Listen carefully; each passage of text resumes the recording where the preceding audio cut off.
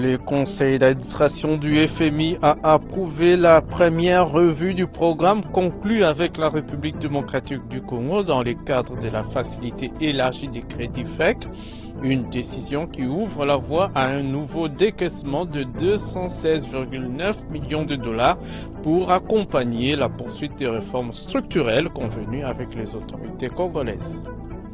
En vue d'appuyer les activités des femmes agripreneurs congolaises, la Fondation Angel a organisé à leur intention une formation sur le développement et gestion des entreprises agricoles. À travers un accompagnement financier et technique, la Fondation Angel a décaissé jusqu'à 5 000 $ américains pour soutenir les activités de ces femmes. Séance de vulgarisation du projet d'opérateur économique agréé à Kolwezi dans la province douanière du Lualaba et Olomami. Une délégation de la Direction générale de douanes Axis a échangé non seulement avec les cadres et agents douaniers, mais également avec les différents partenaires de l'administration douanière sur le lancement prochain du label opérateur économique agréé. Les développements de ces titres et tant d'autres dans ce numéro du magazine Fiscalité et Développement dans une présentation de Prisca Sekana Loutete.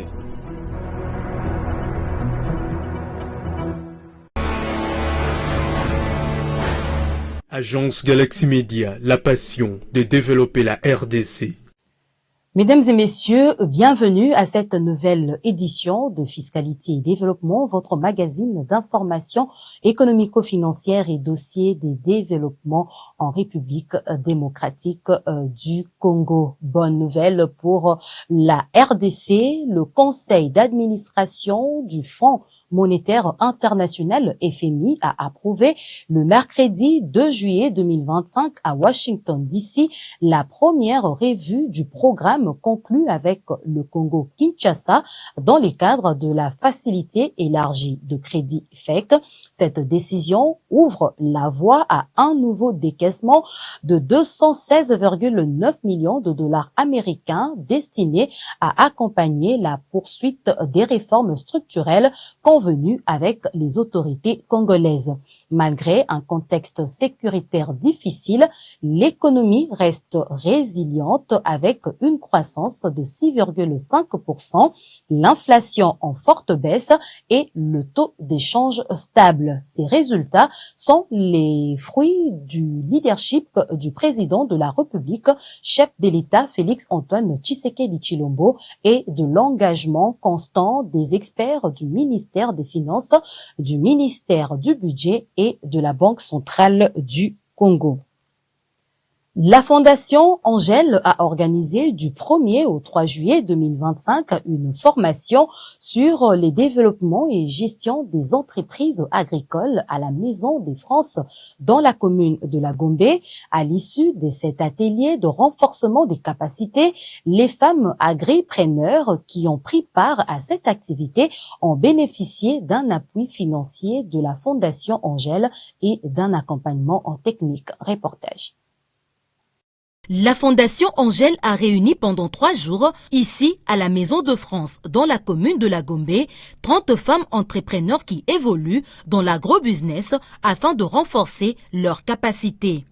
L'atelier a porté essentiellement sur le marketing agricole, les financements des activités agricoles et la planification stratégique des entreprises agricoles. Après des riches interventions des panélistes qui, à tour de rôle, ont partagé leur expérience et défis rencontrés dans l'agro-business, chaque femme a eu droit à 3 minutes de présentation de son projet avec pour objectif la validation des membres du jury composé d'experts du secteur agricole afin d'espérer bénéficier d'un accompagnement technique et financier de la Fondation Angel. J'évolue dans l'agroalimentaire. Je fais les laits caillés et mon lait caillé, je mets ça dans le bouteille mais il n'y avait pas l'étiquette. Mais pendant la formation de Angel Fondation, j'ai appris que je dois valoriser mon business, je dois mettre l'étiquette et le contenu que je n'avais pas en tête.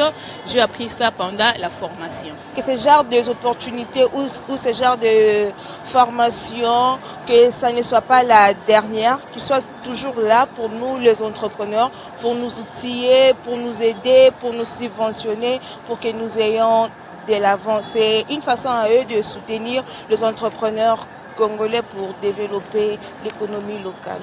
En collaboration avec le projet pour elle d'Expertise France, 15 femmes sur le 30 prévu ont été sélectionnées à travers un critère rigoureux basé sur le pitch, l'innovation, les potentiels de développement et la qualité business plan. Les 5 premières femmes qui se sont démarquées dans leur présentation de projet ont reçu de la Fondation Angèle une subvention de $5,000 américains chacune et $2,500 américains pour chacune de 10 femmes restantes en vue d'appuyer leur activité.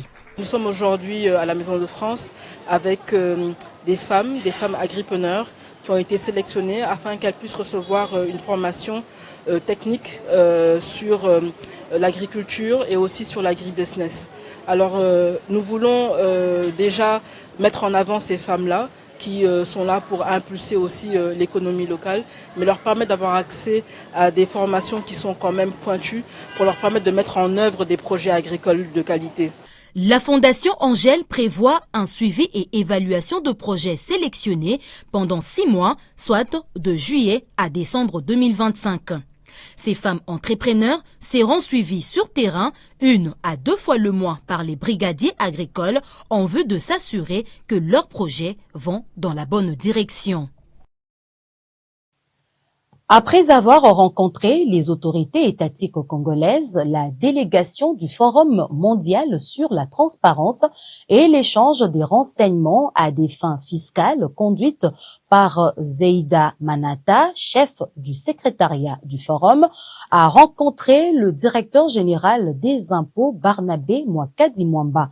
Objectif, faire la restitution des travaux sur l'atelier national des sensibilisations sur la transparence fiscale organisé au Congo, Kinshasa, le 25 juin dernier. Reportage. Le lundi 23 juin 2025, la Direction générale des impôts a accueilli une délégation du Forum mondial sur la transparence et l'échange des renseignements à des fins fiscales conduite par Madame Zaïda Manata, chef de son secrétariat. Cette mission s'inscrit dans les cadres du lancement du programme d'accompagnement de la République démocratique du Congo en vue de son évaluation par les pairs prévus en 2026. Nous venons d'accueillir les dirigeants du Forum mondial sur la transparence et l'échange des renseignements à des fins fiscales. On sait très bien l'importance des renseignements. Sans les renseignements, il est difficile de bien asseoir l'impôt. Sans les renseignements, il est difficile d'élargir l'assiette fiscale. Aujourd'hui, nous sommes membres du Forum mondial. Avec l'accompagnement de ce forum, je suis très sûr que la DGI sera à mesure d'élargir l'assiette fiscale, sera à mesure de bien imposer et faire des recettes comme il se doit. Donc c'est très important d'être membre du forum. Aujourd'hui, nous réalisons des recettes, c'est vrai, mais ce n'est pas encore beaucoup. Avec l'accompagnement du forum, je suis très sûr que la DGI arrivera à produire suffisamment de recettes pour donner au gouvernement les moyens pour faire sa politique. Durant 2 jours, la délégation du Forum a échangé avec plusieurs autres autorités nationales, notamment le ministre des Finances, de la Justice, des Affaires étrangères, la gouverneure de la Banque centrale, ainsi que des responsables à la CNRF et du guichet unique des créations d'entreprises. L'objectif de ces visites, c'est d'assurer que toutes les autorités sont bien prises en compte et bien engagées dans la mise en place des standards d'échange des renseignements. Et ces standards sont fondamentaux pour que la RDC puisse lutter contre la fraude fiscale, l'évasion et autres flux financiers illicites. Ça veut dire que la RDC aura accès à l'information qui est détenue à l'étranger pour assurer que tous les contribuables payent l'impôt qui est dû. Nous avons été reçus avec beaucoup d'enthousiasme et on a obtenu le soutien de toutes les autorités. Nous sommes très très contentes. C'était vraiment engageant et satisfaisant pour nous de partager avec les autorités, d'échanger les perspectives par rapport à la transparence fiscale. La mission s'est achevée par un atelier national de sensibilisation sur la transparence fiscale tenu le mercredi 25 juin 2025 à l'hôtel Memling dans la commune de la Gombe. Cette rencontre a réuni plusieurs institutions et parties prenantes autour de la définition des étapes concrètes des mises en œuvre du programme d'accompagnement et a été marquée par des échanges riches entre participants. À l'issue de cette mission, les délégations ont procédé à une restitution de leurs travaux auprès du directeur général, M. Barnabé Mwakadimwamba, avant de regagner leurs pays respectifs. Un communiqué conjoint dans ces magazines, Direction générale des recettes administratives, judiciaires, domaniales et des participations des GERAD et Secrétariat général à l'environnement, développement durable. Il porte sur la superficie concédée. La lecture est faite par Didi Mavambu Nombolo Pepe.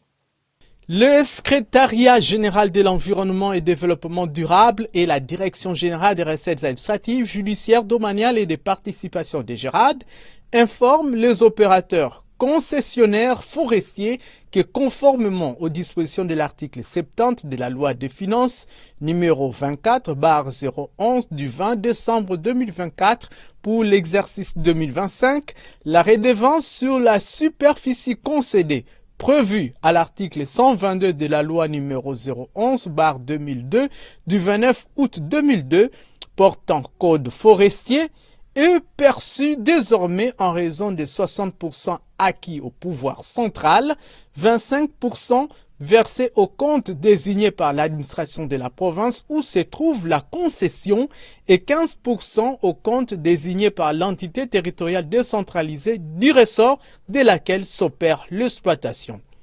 Les taux de la dite redevance sont fixés comme suit: 0,50 $ américains par hectare pour la superficie sous aménagement et 1 $ américain par hectare pour la superficie non aménagée.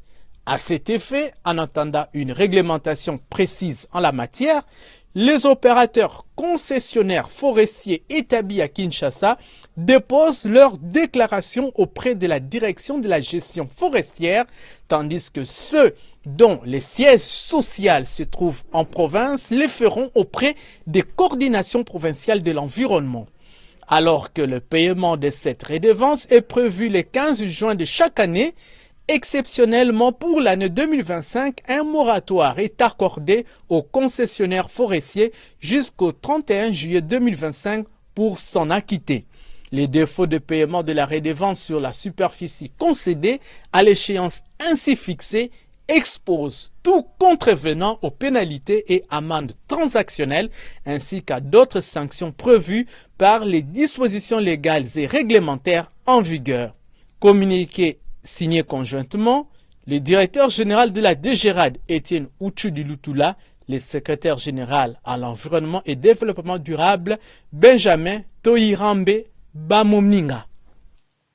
Le Congo d'aujourd'hui n'est plus celui du fatalisme et de l'impuissance, a déclaré le président de la République, Félix-Antoine Tshisekedi Tshilombo, lundi 30 juin 2025, lors de son discours à l'occasion de la célébration du 65e anniversaire de l'indépendance de la République démocratique du Congo. Selon le chef de l'État, la RDC est prête à nouer des partenariats stratégiques, fiables, transparents et surtout gagnant-gagnant qui bénéficieront au peuple congolais. On l'écoute dans cet extrait que nous propose Jocelyn Lombababa.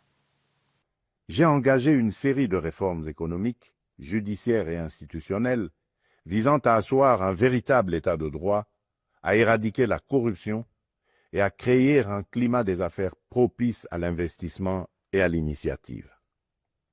Les premiers résultats sont tangibles. La croissance économique connaît un rebond durable. l'image de notre pays s'améliore sur la scène internationale et la confiance des investisseurs renaît. Ce regain de confiance se traduira prochainement par la signature d'un accord stratégique inédit avec les États-Unis d'Amérique dans le secteur minier. Cet accord marquera une étape décisive dans le positionnement de la République démocratique du Congo comme un acteur central de la transition énergétique mondiale et de l'économie verte émergente. Il visera à valoriser de manière souveraine nos minerais stratégiques, en particulier le cuivre, le cobalt et le lithium, tout en assurant une répartition plus équitable des retombées économiques au bénéfice des populations congolaises. Il ouvre la voie à la transformation locale, à la création des milliers d'emplois et à un nouveau modèle économique fondé sur la souveraineté et la valeur ajoutée nationale. Le Congo d'aujourd'hui n'est plus celui du fatalisme et de l'impuissance. À l'aube du retour tant attendu de la paix sur l'ensemble de notre territoire, s'ouvre un nouveau chapitre de notre histoire, porté par le courage inébranlable, la résilience admirable et la solidarité agissante de toutes les filles et de tous les fils de la nation. À nos partenaires des États-Unis, de la Chine, de l'Europe, des pays du Golfe, du continent africain et du monde entier, je le dis solennellement, la République démocratique du Congo est de retour, prête à nouer des partenariats stratégiques, fiables, transparents et surtout gagnant-gagnant. Nous avons les moyens de notre ambition, des ressources exceptionnelles, une position géostratégique centrale, un peuple talentueux et surtout un leadership résolument tourné vers l'avenir. Nous sommes prêts à jouer notre rôle, notre partition face aux grands défis de notre temps. La paix, la transition énergétique, le développement durable et l'intégration africaine. Je tiens toutefois à réaffirmer avec clarté les lignes rouges de mon action. Les ressources de la République démocratique du Congo ne seront jamais bradées ni livrées à des intérêts obscurs. Elles bénéficieront avant tout au peuple congolais. Aucun compromis ne sera toléré en matière de souveraineté économique. La République démocratique du Congo ne vendra ni son avenir, ni sa dignité. L'accord conclu récemment à Washington, D.C., aux États-Unis d'Amérique, entre la République démocratique du Congo et le Rwanda ne prévoit ni contrepartie économique ni engagement économique, a déclaré la ministre d'État en charge des Affaires étrangères, Thérèse Kaikwamba Wagner, lors du briefing de presse organisé le jeudi 3 juillet 2025 au studio Maman Angebi de la RTNC, à côté de son collègue de la communication et médias, Patrick Mouyaya Katengwe. Cet accord n'est ni un traité économique entre la République démocratique du Congo et les États-Unis, ni un accord commercial bilatéral entre la RDC et le Rwanda. Il s'agit tout d'abord d'un accord politique et sécuritaire centré sur des engagements concrets. La cessation des hostilités, le retrait des troupes étrangères, la fin du soutien aux groupes armés, qu'il s'agisse du M23 ou d'autres, la neutralisation des menaces résiduelles et le retour durable de la paix dans l'est de notre pays. L'accord ne prévoit ni contrepartie économique, si vous relisez bien le chapitre 6, ni concession en matière minière, ni traité commercial bilatéral avec le Rwanda. Il énonce plutôt un engagement des deux parties à œuvrer à la réactivation. Ce sont des questions que nous avons discutées, que nous discutons depuis des décennies dans la région des Grands Lacs. La réactivation des dynamiques de coopération économique régionale dans un esprit de stabilisation post-conflit. Et cela comprend, à moyen terme, la réhabilitation des axes logistiques régionaux, la relance de corridors douaniers, des échanges techniques sur les zones économiques transfrontalières, mais aussi, il faut reconnaître que ces dispositions sont volontaires. Elles sont progressives, elles sont non contraignantes et elles ne sont pas liées au calendrier sécuritaire. Donc, en d'autres termes, sur ce point économique, par exemple, il n'est pas question d'avoir le Rwanda mettre la main sur les ressources de la RDC. Pas du tout. Et ce n'est pas prévu dans cet accord. Aucunement. Ce qui est important ici, c'est justement le fait que cet accord s'appuie sur des efforts que nous avons déjà vus dans la région et que nous voyons dans d'autres régions de l'Afrique et au-delà. Donc un effort d'une plus grande intégration économique qui permet justement à stabiliser à long terme, mais nous sommes conscients, et je pense que c'est là que c'est très important quand même de revenir sur cette question, nous sommes conscients que toute intégration économique ne se fait pas dans un vide. Il ne se fait pas dans un vide historique ou dans un vide social. Et donc, nous ne sommes pas naïfs. Même quand nous parlons d'intégration régionale, même quand nous parlons d'une ouverture économique, nous savons d'où nous venons.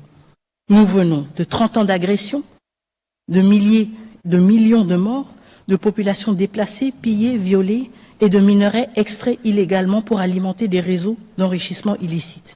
Donc, la coopération économique, évidemment, peut être un vecteur de stabilité, mais elle ne peut pas être précipitée. Et c'est pour cela, justement, que c'est quelque chose qui doit se faire de manière séquentielle et de manière graduelle. On aura toujours les voisins que nous avons, et si on veut bâtir une paix durable, on devra travailler avec ses voisins, mais en même temps, nous sommes aussi conscients de notre histoire et du poids de cette histoire, et nous devons l'assumer avec responsabilité. Évidemment, le président de la République, justement, s'exprimant sur les sujets, parlait de la nécessité d'avoir une paix durable et une paix que nous voulons définitive. Vous parliez, Madame la ministre d'État, d'intégration régionale. Il ne faut pas oublier que dans cette région, nous avons des exemples. Aujourd'hui, tout le monde connaissait ce qu'on appelait à l'époque la CEPGL, la Communauté économique de pays de Grand Lac, qui était une organisation régionale qui regroupait à la fois la RDC, le Rwanda et les Burundi. Les Zaïre de l'époque étaient le premier contributeur.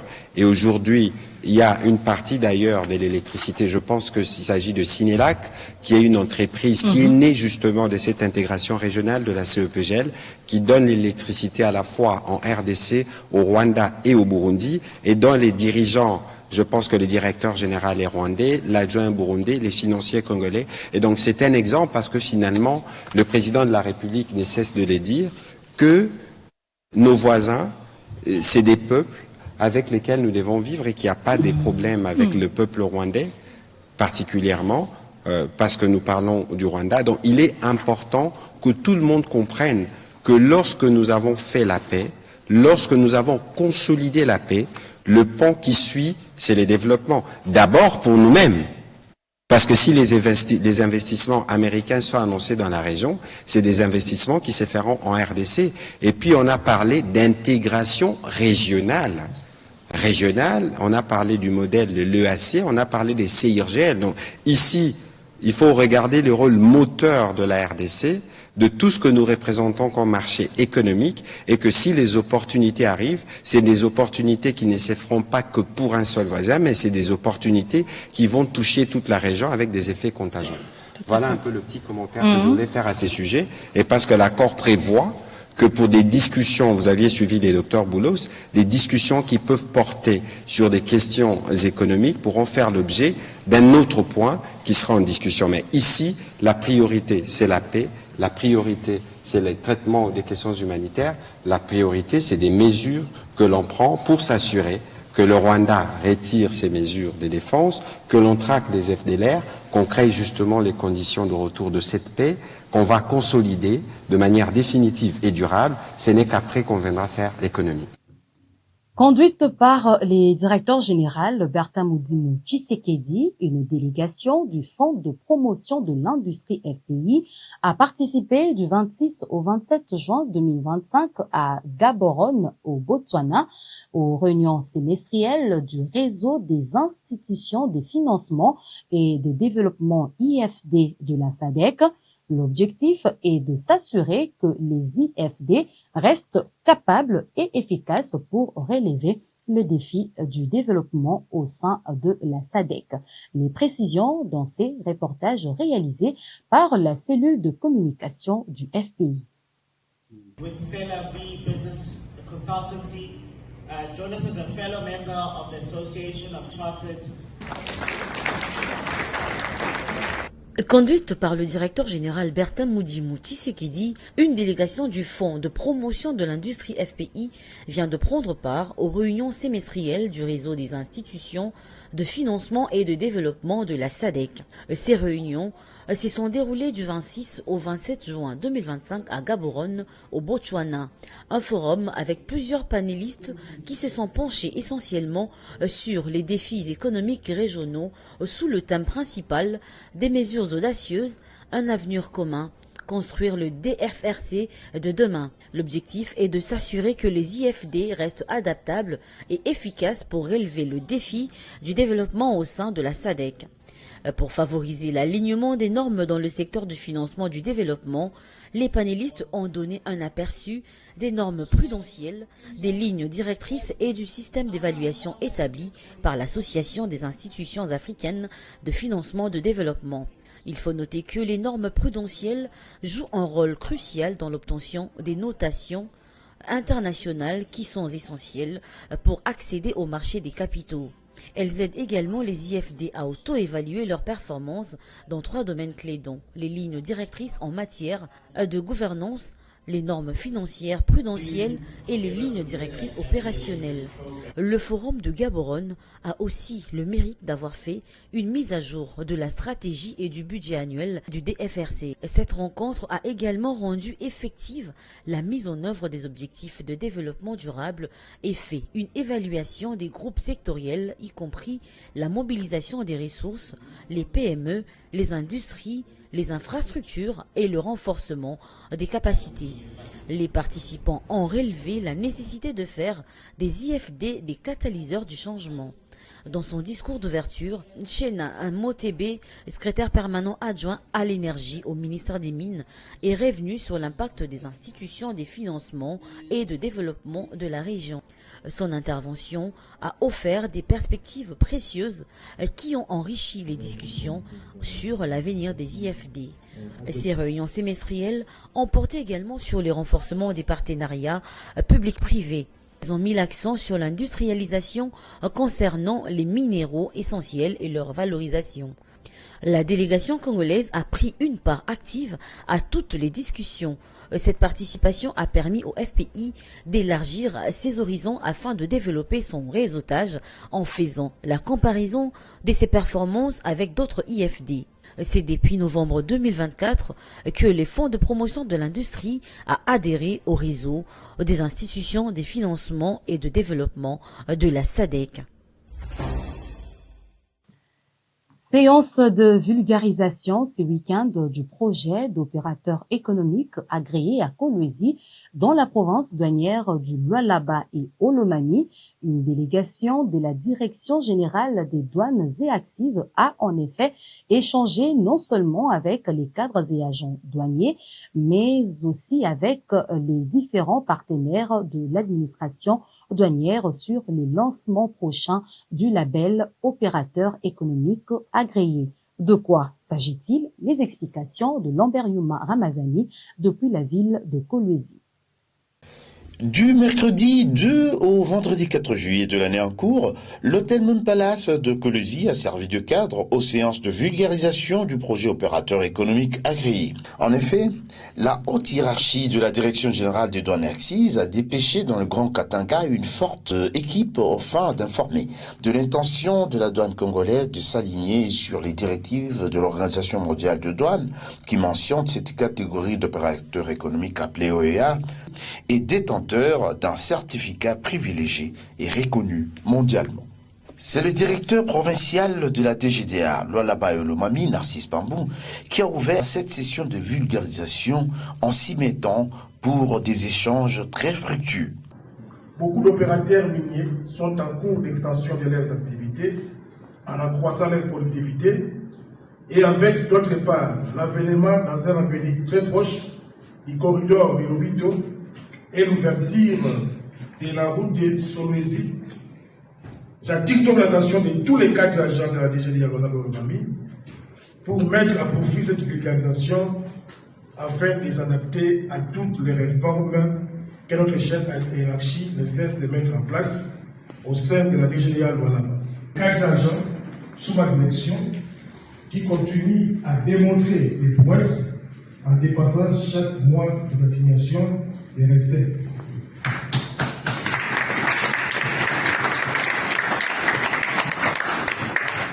Je souhaite à tout le monde une bonne concentration et assiduité. Ce faisant, je déclare ouverte les sessions de vulgarisation de l'opérateur économique agréé pendant 3 jours successifs à l'ingénieur Lualaba et pour le famille. Je vous remercie.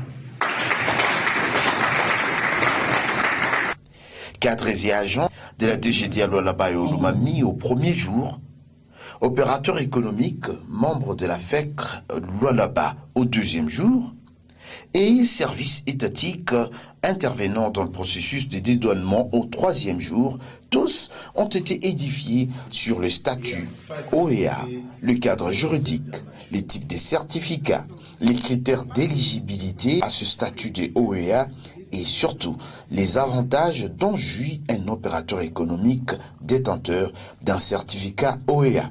Nous voyons en face de nous les usagers des douanes a priori comme de potentiels fraudeurs. Il y a un climat de méfiance qui règne entre eux et nous. Eux aussi, de leur côté, quand ils voient les douaniers, ils ne voient pas tout de suite un partenaire. Ils voient un douanier en nous un tracassier.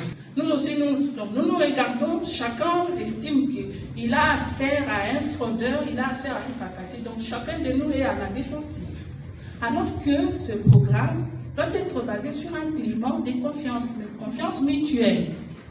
Nous devons faire confiance aux opérateurs économiques. Voilà pourquoi cette réforme nous appelle à bien les choisir pour qu'in fine, quand nous les aurons choisis, quand nous aurons estimé qu'ils répondent aux critères par nous fixés, à ce moment-là, ils pourront bénéficier d'un certain nombre des avantages leur dédiés. Établi sur base de confiance mutuelle entre l'administration douanière et l'opérateur économique crédible, sérieux et engagé, offrant une série d'avantages à son détenteur désormais considéré comme VIP, ce certificat OEA peut être aussi malheureusement retiré en cas d'abus. Parmi les avantages de ce statut OEA figure en bonne et due place le traitement prioritaire des dossiers de dédouanement allant jusqu'à la main-levée rapide sur base d'un minimum d'informations. Et même ça, tout ce qu'on a vu enseigner ici, on est en train de vous rendre responsable. Au lieu que la douane fasse ces contrôles-là, on va mettre les scellés, apposer les scellés sur la marchandise. Mais on vous dit, voilà, vous allez apposer votre scellé. Et la douane va répondre sur les scellés en question. Quelque part, le travail que faisait la douane hier, c'est vous qui le faites dans le sens de moins contrôler, mais bien contrôler. Et arriver au résultat. Je pense qu'avec cette matière d'opérateur économique à créer, ça va encore nous faire avancer, tant en matière de recettes qu'en matière d'autres missions de la douane. Les 3 jours d'échange ont permis aux différents participants de s'approprier le projet, mais aussi d'émettre des avis et considérations tendant à rendre encore plus pratique et faisable ce projet OEA. C'est un programme qui est ouvert à tout le monde, à toutes les entreprises, aussi petites que soient-elles. À partir du moment où elles sont PME, ce programme leur est accessible. Les grandes entreprises, n'en parlons même pas.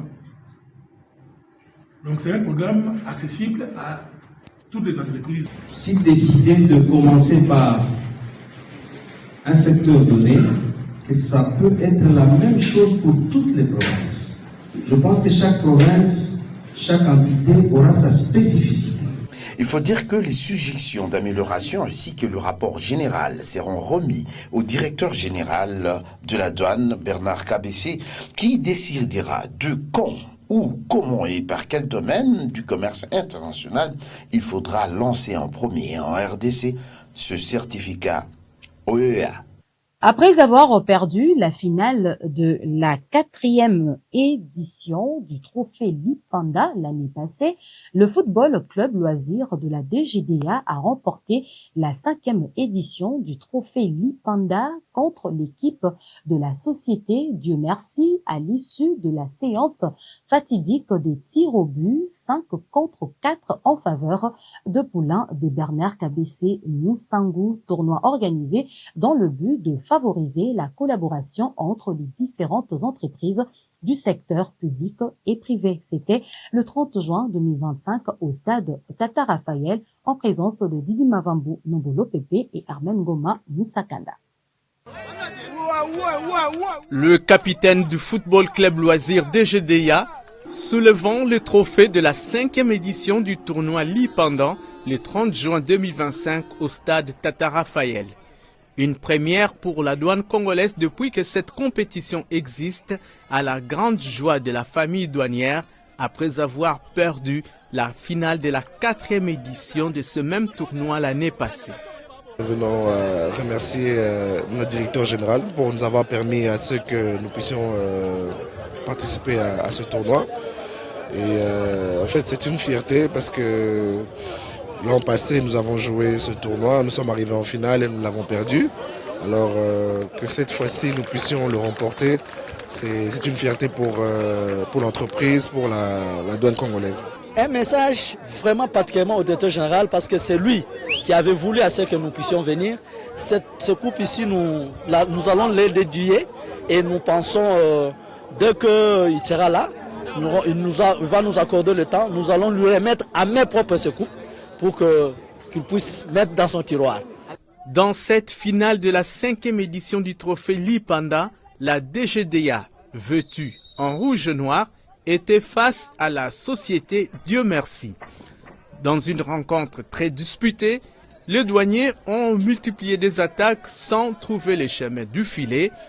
Un match légèrement dominé par les poulains de Bernard KBC Moussangu qui se sont montrés le plus dangereux sur le terrain face à des joueurs de la société Dieu Merci très résistants.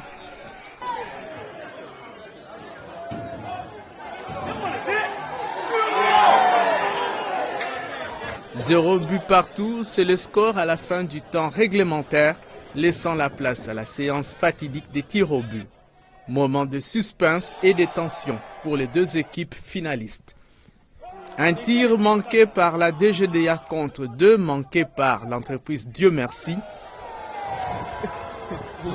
Est venue enfin la délivrance avec ces tirs réussis par la DGDA. Les douaniers remportent donc la 5e édition du trophée Lipanda sur la marque de 5 tirs contre 4. Instant de joie et d'émotion pour ces mobilisateurs de recettes. Étant athlète, étant footballeur, même si c'est pour le loisir, mais quand vous commencez un tournoi, quand vous commencez une compétition, l'objectif c'est d'arriver en finale et de la remporter. Alors nous étions motivés parce que nous avons une bonne équipe. L'an passé, nous sommes arrivés en finale. Et ça nous a vraiment révolté de se dire que nous sommes arrivés en finale et nous avons perdu l'an passé. Alors cette année, arrivé en finale, nous devions absolument remporter ce match. Et c'est ce que nous avons fait. C'est un championnat qui a commencé depuis le 3 mai. Nous avons joué plusieurs matchs et nous sommes distingués dans notre façon de jouer, notre état d'esprit. Nous avons joué et aujourd'hui nous sommes très fiers de mériter cette coupe que nous venons de gagner. Nous sommes très contents. En ce jour où la RDC célébrait son 65e anniversaire d'indépendance, les douaniers ont profité de ce moment pour lancer un message d'espoir. Le 30 juin, c'est une journée de l'indépendance. La douane qui est là pour maximiser les recettes, pour donner à l'État les moyens de sa politique, ne peut que faire l'espoir pour que les agents de la douane soient en bonne santé et qu'ils puissent maximiser plus de recettes pour que l'État congolais puisse faire sa politique. Le football aujourd'hui pour nous c'est un loisir. Alors ça nous réunit entre les diverses entreprises, ça nous permet de nous connaître encore un peu plus, de tisser les liens et puis ça nous permet d'être en forme aussi et voilà quoi. Et puis ça tombe bien pour un jour, une finale le jour de l'indépendance, c'est une grande fête, c'est quelque chose de merveilleux. C'est finalement dans un coin du quartier Matongé dans la commune de Kalamou que les douaniers victorieux se sont retrouvés pour un petit rafraîchissement en toute convivialité. La pratique du sport s'avère indispensable pour une meilleure santé physique et mentale, susceptible de favoriser de bons résultats dans la mobilisation des recettes douanières. L'inspection générale des finances IGF est résolument engagée dans la lutte contre la corruption et les détournements des deniers publics. Pour plus de précisions, je vous convie à suivre cet élément de sensibilisation. Alors, monsieur le directeur général. Excellence. Moi, c'est quoi le niveau de votre trésorerie actuellement? Très florissant. Nous avons plus de 150 millions de dollars américains en liquide. 150 millions de dollars? Oui. Bagatelle, bon Dieu. 150, waouh! Mais dis donc, mais vous avez carburé. Mais bravo. 150 millions de dollars.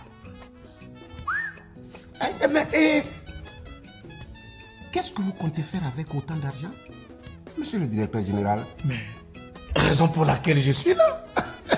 Pour avoir des orientations. Oh. Champion! Non, tu es un vrai collaborateur. Je ne fais rien sans mon ministre de tutelle. Mais c'est ça, c'est ça. Bon, voilà ce que je propose. J'ai un ami qui vend son immeuble à 8 millions de dollars. On va faire affaire dedans. C'est-à-dire qu'on achète l'immeuble à 28 millions de dollars pour le service public. À lui, on remet ces 8 millions et les 20 millions de dollars restants, toi et moi, on se partage. C'est pas fini, c'est pas fait ça. C'est pas fait ça. Mais ça, tu n'avais pas vu venir. C'est une bonne affaire, Excellence. Mais il ne faut pas oublier que nous avons l'IGF avec sa fameuse patrouille financière. Oh, l'IGF. Oh, moi je gère ça. Je gère l'IGF. Attends, je suis un vieux routier, monsieur le DG. Ah, tu sais ce qu'on va faire? Le vendeur de l'immeuble, on le met dans le coup. C'est-à-dire la société qui est chargée de faire l'expertise, on la met dans le coup. C'est-à-dire on met tout le monde dans le coup. Tu vois? Et ce que tu ne sais pas, c'est que le directeur général des finances lui-même en personne, c'est mon beau-frère. Ah bon? Mais ça, je ne savais pas. Je te parle de quelque chose, c'est mon beau-frère. Il a épousé ma cousine très très éloignée et très proche à la fois. Ah bon? Ça va aller où? Ça va aller où? C'est fini, c'est vendu. On fait l'affaire. 20 millions de dollars américains à partager. Doucement. Doucement. Merci, Excellence. Madame l'inspectrice, monsieur l'inspecteur, dans le cadre de votre mission de patrouille financière, je vous demande, sous l'impulsion de mon ministre de tutelle, de valider l'achat de notre immeuble de service public de 28 millions de dollars. Ok. Monsieur le DG, nous avons inspecté l'immeuble. Et nous avons aussi vérifié le dossier. Pour vous dire la vérité, monsieur le DG, cet immeuble-là ne dépasse pas 8 millions de dollars. Vous n'avez pas reçu l'instruction de votre chef? Si. Nous avons très bien reçu les instructions de notre chef. Et ces instructions sont de bien faire notre travail, d'être ferme et surtout d'être courtois. Tout en protégeant les intérêts de la République. Monsieur le DG, 8 millions de dollars ou rien. Ok. Madre de Dios. 1000 millions de 1000 sabords. C'est avec moi que vous voulez vous amuser? C'est avec moi que vous voulez vous amuser? Je vais vous montrer qui je suis. Moi, dis donc. Moi, on ne s'amuse pas avec moi. Allô? Allô, Excellence. Oui, monsieur. Beau-frère. Excellence, monsieur le ministre. Non, mais attends. Tu as dit quoi à tes inspecteurs? Non, tu as dit quoi à tes inspecteurs? Et ils bloquent le pays. Tes inspecteurs bloquent le pays. Mais ils ne respectent même pas les autorités. Non, ceux-là, il faut les balayer. Il faut tous les balayer. Avec cela, le pays ne va jamais avancer. Non, mais non. Nom de Dieu, 1000 millions de ministres à bord. Qu'est-ce que c'est cette manière-là? Il faut donner des instructions vite. Nous devons tous respecter les orientations du chef de l'État. Ah bon? Nous devons arrêter avec les antivaleurs qui nuisent le pays. Avec tous mes respects, le DG doit s'incliner face à la conclusion des inspecteurs. Attends. Allons doucement. Beau-frère, allons doucement. Si je comprends bien, hein? Toi, mon beau-frère, tu as choisi ton camp, c'est ça? J'ai choisi la République. Peste. L'IGF, pour l'implémentation de la bonne gouvernance voulue par le président de la République, chef de l'État. Prenons ces communiqués de la DGRAD signés conjointement, cette fois-ci avec les secrétariats généraux à l'industrie. Il est libellé ainsi.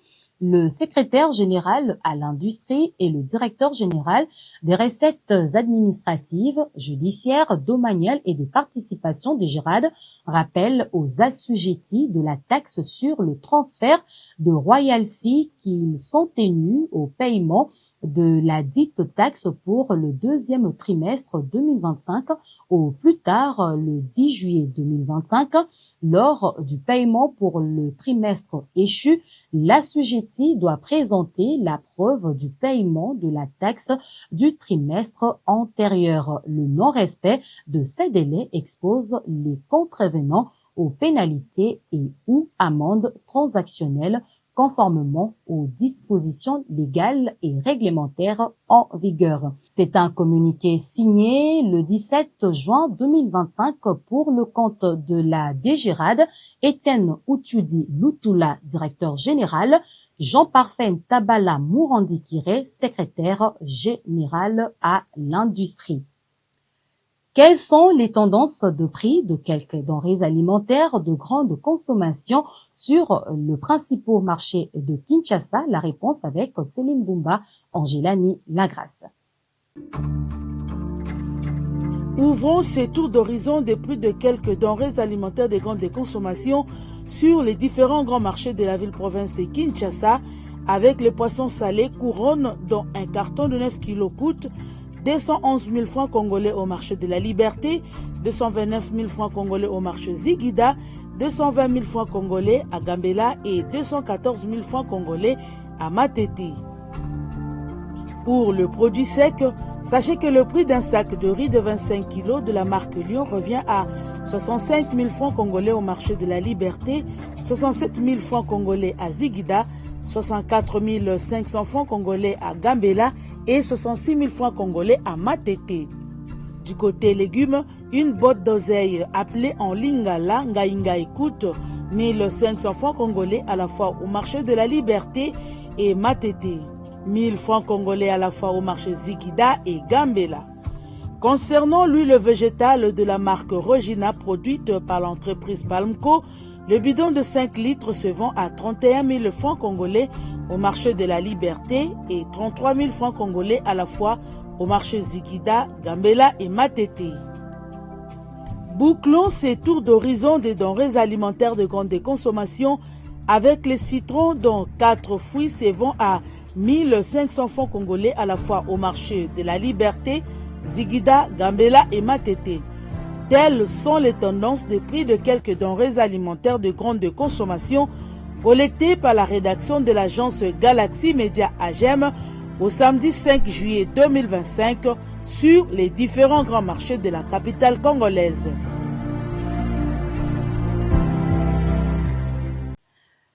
Mesdames et messieurs, ces numéros de votre magazine Fiscalité et Développement est ainsi terminé. Merci de l'avoir suivi. Le programme continue sur votre chaîne. Les ressources de la RDC ne seront jamais bradées ni livrées à des intérêts obscurs, a déclaré le chef de l'État Félix-Antoine Tshisekedi Tshilombo lors de son adresse à la nation à l'occasion du 65e anniversaire de l'indépendance de notre pays. Au revoir.